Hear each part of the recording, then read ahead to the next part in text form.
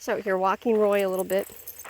So Roy got some sores on his neck, probably from the e-collar, kind of slipping down and getting stuck in a spot for too long. But I don't know. Speculation. Who knows? But probably something to do with that. At any rate, it was pretty raw looking. So we don't have his prong collar on right now because it really would overlap with those sores, which is bad news. So we have to let those heal up. So I haven't really had any collars on him a lot of the time. He's been mostly resting in his kennel, but when we go out, we put on his flat collar here for the leash, and you can see he's starting to put a little bit of tension. So I've been working on teaching him when there's tension like this, I add e-collar, and he needs to move toward me, and he's been doing great with it.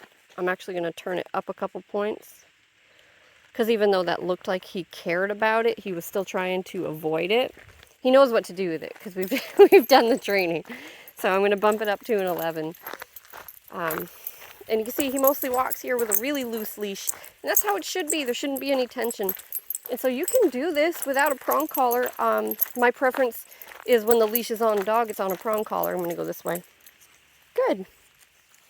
Good. So there was no e-collar stim there at all. He just responded to that little bit of leash pressure. So, and the way we teach that is we just let the leash get tight, and then we add our e-collar. Woo! And we give him leash guidance. So he learns if the leash gets tight, e-collar turns on, and it's at least somewhat meaningful. It has to matter to the dog. And it shuts off if they just move with that pressure and yield to it, instead of trying to fight through it. So I can probably go back down here. I'm going to go down to a 7. And if I go backwards, see, he just follows me around now because he knows, like, I got to stay with her. Leash gets tight. Oh, good boy. He comes right with me. It didn't need any stim at all. Good job, buddy. So now we can take an enjoyable walk because he was pulling me like a truck, you guys. And yeah, he's a little dog, but that's still super annoying and can be dangerous. So I'm not going to walk a dog around like that. If he can't walk nicely on the leash, then we can't walk. So this is better for everybody. And we can go for a nice long walk. I'll try another turn here in a minute and get down the driveway. So if he starts to get out ahead of me, leash pressure, came right with me. Good job, buddy. Let's go. So I don't care if he's ahead of me. I'm not asking him to heel, which I could, but I'm not. I just don't want a tight leash.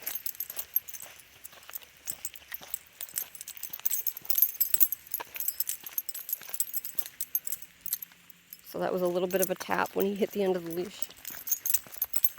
We're much lower now. We're on a 6. So in the beginning, your levels might have to be a little bit higher to convince the dog to care about the leash getting tight. Good boy. You slowing down? Are you getting tired? Let's go. This looks much better. If I turn around, oh, he comes with me. So he's pretty tenacious. He'd dig those paws right into the ground and pull with all his strength.